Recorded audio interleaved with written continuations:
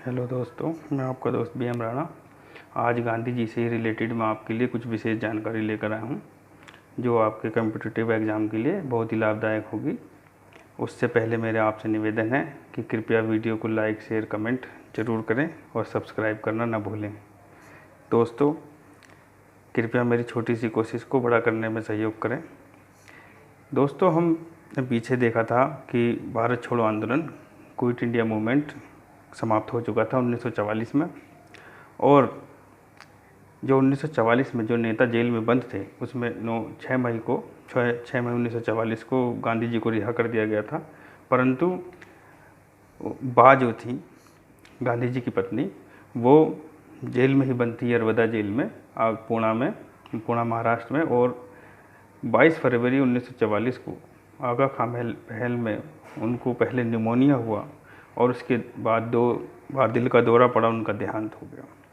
तो गांधी जी को एक बहुत बड़ा आघात पहुंचा और उसके पश्चात धीरे धीरे गांधी जी का मन इन सब बातों से टूटने लगा।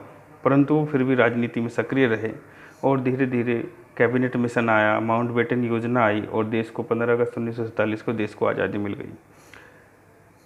परंतु गांधी जी की कुछ बातें ऐसी थी जो कि महान से महान व्यक्ति को ही मिलती हैं। तो आइए उनके बारे में जानते हैं कुछ विशेष चीज़ें। तो देखिए, गांधी जी के आध्यात्मिक गुरु जो थे वो रायचंद जी थे। रायचंद जी उनके आध्यात्मिक गुरु थे। इस बात का जिक्र उन्होंने अपनी पुस्तक सत्य के साथ मेरे प्रयोग में किया है। तो सबसे पहले जब गांधी जी 1891 में बैरिस्टर बन के लौटे, तो वो अपने एक मित्र थे उनके, प्राण जीवन दास मेहता, बम्बई में उनके पास ठहरे। और इनके बड़े भाई के दामाद थे रायचंद जी। वो एक आध्यात्मिक गुरु थे और उनको ईश्वर की देन थी कि उनमें अपार शक्तियाँ थी। और उन्होंने ही गांधी जी को अध्यात्म की ओर अग्रसर किया और गांधी जी ने खुद उनको अपना गुरु बताया है सत्य के साथ मेरे प्रयोग में। तो रायचंद जी गांधी जी के आध्यात्मिक गुरु थे। और गांधी जी के राजनीतिक गुरु आपको पता ही, गोपाल कृष्ण गोखले जी, जो 1912 में गांधी जी के बुलावे पे दक्षिण अफ्रीका गए थे। और उन्हीं के गोपाल कृष्ण गोखले जी के कहने पर ही वो इंडिया आए साउथ अफ्रीका से। और गांधी जी की एक शिष्या थी मीराबेन, जो कि इंग्लैंड में जन्मी थी और एक ईसाई मूल से थी। और उनका वास्तविक नाम मैडलिन स्लेड था। और ये गांधी जी की एक शिष्य बनी और ये मीराबेन जो नाम था गांधी जी ने ही इन्हें दिया था। तो आइए जानते हैं गांधी जी के उपनाम, ये गांधी जी को कैसे कैसे मिले। देखिए, महात्मा जो उपनाम है गांधी जी को, वो रविंद्रनाथ टैगोर जी ने दिया था। तो रविंद्रनाथ टैगोर जी ने जुलाई 1915 में पहली बार इन्हें महात्मा के नाम से पुकारा था गांधी जी को, जुलाई 1915 में। क्योंकि ये क्वेश्चन छोटे छोटे क्वेश्चन हैं और गांधी जी के विषय में पढ़ने पर ये छूट जाते हैं, तो इसलिए मैंने अलग से इनका एक वीडियो बना दिया है, जो आपके कॉम्पिटिटिव एग्जाम में से एक आध क्वेश्चन कभी कभी पूछ लेता है, तो वो आपको क्वेश्चन में सहायता करेगा। राष्ट्रपिता, ये तो ज़्यादातर लोगों को, बच्चों को पता ही रहता है, सुभाष चंद्र बोस जी ने इनको कहा था। जो सुभाष चंद्र बोस जी ने, देखिए इसमें भी 2 पहलू हैं कि 4 जून 1944 को सुभाष चंद्र बोस जी ने सिंगापुर रेडियो से महात्मा को देश का पिता कहा था, 4 जून 1944 को। लेकिन 6 जुलाई 1944 को बर्लिन रेडियो से बोलते हुए इन्होंने गांधी जी को राष्ट्रपिता से संबोधित करा था। तब से इन्हें राष्ट्रपिता की उपाधि एक तरह से सुभाष चंद्र बोस के जरिए प्राप्त हो गई। और बापू जो है, इन्हें राजकुमार शुक्ला ने 1917 में, जब 1917 में चंपारण गए थे, 10 अप्रैल 1917 को चंपारण पहुँचे थे, चंपारण आंदोलन में गांधी जी, तो राजकुमार शुक्ला ने सबसे पहले बापू के नाम से पुकारा था। उसके बाद जो जवाहरलाल नेहरू जी थे, इन्हें बापू कहने लगे और एक तरह से जवाहरलाल नेहरू ने इनको बापू के नाम से प्रसिद्ध कर दिया। अब देखिए, इन्हें अर्धनंग फ़कीर भी कहा जाता है, जो कि विंस्टन चर्चिल इंग्लैंड के प्रधानमंत्री थे, उन्होंने इनको विंस्टन अर्धनंगन फ़कीर कहा था। वो भी द्वितीय गोलमेज सम्मेलन में जब गांधी जी गए थे 5 अप्रैल 1931 को, गांधी इरविन समझौते के बाद द्वितीय गोलमेज सम्मेलन में जब शामिल होने इंग्लैंड गए थे, तो वहाँ पर इनको विंस्टन चर्चिल ने अर्धनग्न फकीर कहा था। तो one man boundary force Mountbatten ने कहा था। आज़ादी के बाद जब हिंदू मुस्लिम राइट हो गया था नोआखाली में, तो वहाँ पे सब फोर्स बेकार हो गई थी, तो गांधी जी ने पैदल मार्च किया था कई 100 किलोमीटर का, और वहाँ के लोगों को शांत करा था। तो अकेले गांधी जी ने वहाँ पे शांति व्यवस्था स्थापित कर दी थी। इसलिए माउंटबेटन ने कहा था कि जो काम 50,000 की फोर्स नहीं कर सकती वो अकेले गांधी जी ने कर दिया। इसलिए माउंटबेटन जी ने वन मैन बाउंड्री फोर्स की संख्या दी थी। अब इन्हें फ़ौज में भर्ती कराने वाला सार्जेंट भी कहा जाता है। प्रथम विश्व युद्ध 1914 से 18 तक जो हुआ प्रथम विश्व युद्ध, उसमें इन्होंने अंग्रेज़ों की ब्रिटिश सरकार की सपोर्ट करी, और इनका मानना था कि हम ब्रिटिश सरकार का सहयोग करेंगे तो ये हमारे बारे में भला सोचेंगे और आने वाले दिनों में भारतीयों के लिए अच्छे कानून या बनाएंगे और हो सकता है कि स्वाधीनता तक हम पहुंच जाएं। तो प्रथम विश्व युद्ध में आम लोगों ने और इन्हें फ़ौज में भर्ती कराने वाला सार्जेंट कहा, क्योंकि नवयुवकों को फ़ौज में भर्ती ब्रिटिश सरकार की फ़ौज में भर्ती होने के लिए प्रेरित करते थे।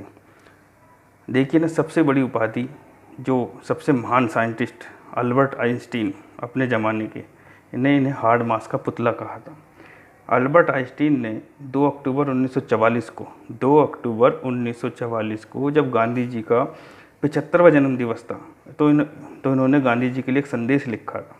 तो उसमें इन्होंने लिखा था कि आने वाली नस्लें शायद मुश्किल से ही विश्वास करेंगी कि हाड़ मार से बना हुआ कोई ऐसा व्यक्ति भी कभी इस धरती पर चलता फिरता होगा। तो ये अल्बर्ट आइंस्टीन ने इन्हें हाड़ मास का पुतला बताया था। इन्हें मलंग बाबा भी कहा जाता है। कबालियों ने कहा था 1930 में जब गांधी जी ने सविनय अवज्ञा आंदोलन शुरू करा था, तो कबालियों ने इनको मलंग बाबा की उपाधि दी थी। और शायद कम ही लोगों को पता होगा कि इनका महात्मा गांधी का घरेलू नाम जो बचपन का था मोनिया था, और भिखारियों का राजा इनको मदन मोहन मालवीय जी ने कहा था। तो इनको ऐसी ऐसी उपाधियाँ दी गई थी जो कि पेपर में भी कभी कभी पूछ लेता है। तो इनको इतनी सारी उपाधियाँ मिली हुई थी गांधी जी को। इसके अलावा भी बहुत सी उपाधियाँ मिली हुई थी, जैसे सेवाग्राम का संत, क्योंकि आश्रम में के अतिथियों द्वारा, जो आश्रम में ये सेवा भाव करते थे अतिथियों का, तो जो वहाँ अतिथि आते थे इनको सेवाग्राम संत की उपाधि देते थे।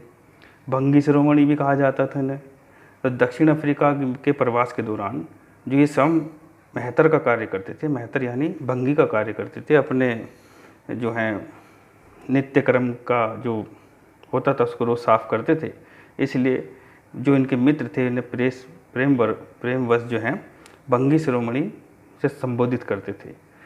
तो इन्हें सरोजिनी नायडू ने 2 महात्मा कहा है। केवल इन्हें ही नहीं, एक महात्मा तो इन्हें और दूसरे महात्मा इरविन को, वही 5 अप्रैल 1931 में गांधी इरविन समझौता हुआ था, उसके उपलक्ष्य में सरोजिनी नायडू ने इन दोनों को 2 महात्मा की संज्ञा दी थी। और विंस्टन चर्चिल ने देशद्रोही भी कहा है, अर्धनग्न फकीर भी कहा है और देशद्रोही भी कहा है, क्योंकि ब्रिटिश सरकार की आलोचना करते थे इसलिए इन्हें देशद्रोही भी कहा है। अब मुजीबुर रहमान ने गांधी जी को जादूगर शेख की उपाधि दी थी। तो ऐसी बहुत सी उपाधियाँ गांधी जी के पास थी। तो आइए देखते हैं गांधी जी की कुछ महत्वपूर्ण पुस्तकें और समाचार पत्र। देखिए, हिंद स्वराज इन्होंने 1909 में लिखा था, जो साउथ अफ्रीका में लिखा था। लगभग यही इनकी पहली पुस्तक मानी जाती है। वैसे इनकी पहली पुस्तक थी जो लंदन गाइड, गांधी जी की प्रथम किताब लेखक के रूप में लंदन गाइड थी, परंतु सबसे खास पुस्तक हिंद स्वराज्य है 1909 में। सत्य के साथ मेरे प्रयोग, ये इनकी आत्मकथा है।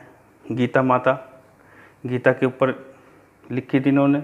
7 महाव्रत, जीवन में अपनाने वाले जो बड़ी बड़ी व्रत हैं, जो लाइफ को सफल बनाने वाले कार्य हैं, वो इन्होंने इसमें दिए। अनासक्ति योग पर आधारित पुस्तक थी।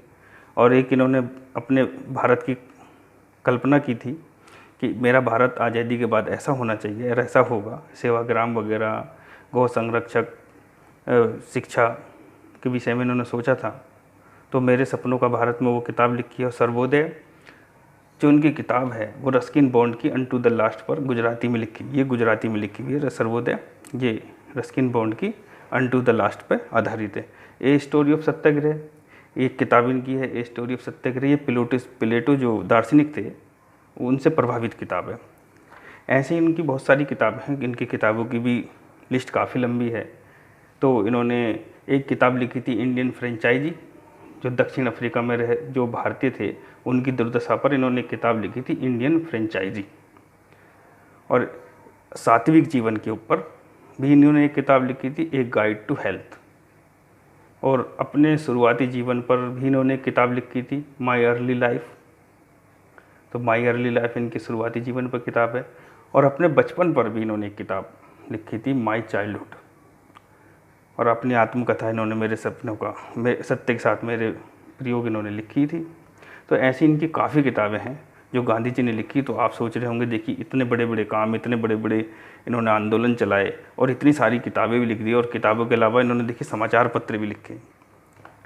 तो इंडियन ओपिनियन इन्होंने, आपको याद होगा, दक्षिण अफ्रीका में 1903 में चलाया था, क्योंकि अपनी आवाज़ को बुलंद करने के लिए, ताकि सरकार सुने इनकी आवाज़ को, अपनी आवाज़ को काफ़ी दूर तक पहुंचाने के लिए अखबार की ज़रूरत हुई। तो इन्होंने इंडियन ओपिनियन अखबार निकाला।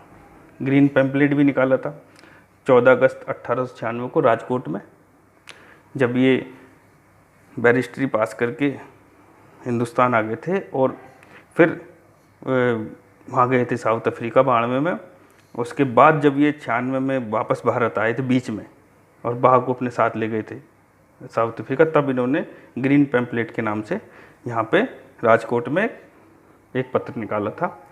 हरिजन इन्होंने निकाला था 1932 में, पूना पैक्ट के बाद, जब अंबेडकर जी ने इनको हरिजनों की स्थिति बताई कि देखिए इनके जीवन में इतने दुख हैं, तो उसके बाद इन्होंने प्रण कर लिया कि मैं हरिजनों के लिए कार्य करूंगा, इनकी सेवा का कार्य करूँगा। तो उन्होंने हरिजन पत्रिका निकाली, नवजीवन निकाला, नव भारत निकाला। हरिजन इन्होंने 1932 में निकाली थी। दोस्तों, इन्होंने काफ़ी किताबें, काफ़ी समाचार पत्र निकाले, और भी इनके बारे में ऐसी बातें हैं जो भी छूट गई होंगी, तो मैं उनको अगले वीडियो में लाने की कोशिश करूँगा। इसी बीच में देश आज़ाद हो गया, और 30 जनवरी 1948 को दिल्ली के बिड़ला भवन में संध्याकालीन जो ये जा रहे थे अपनी पूजा में, तो उसमें जो है नाथूराम गोडसे और नाना आप्टे ने इनको गोली मारकर शहीद कर दिया, और बड़े दुखद दिन का अंत हुआ, और सारा देश स्तब्ध रह गया। आज की वीडियो में इतना ही। दोस्तों, कृपया मेरे वीडियो को लाइक, शेयर, कमेंट जरूर करें। धन्यवाद।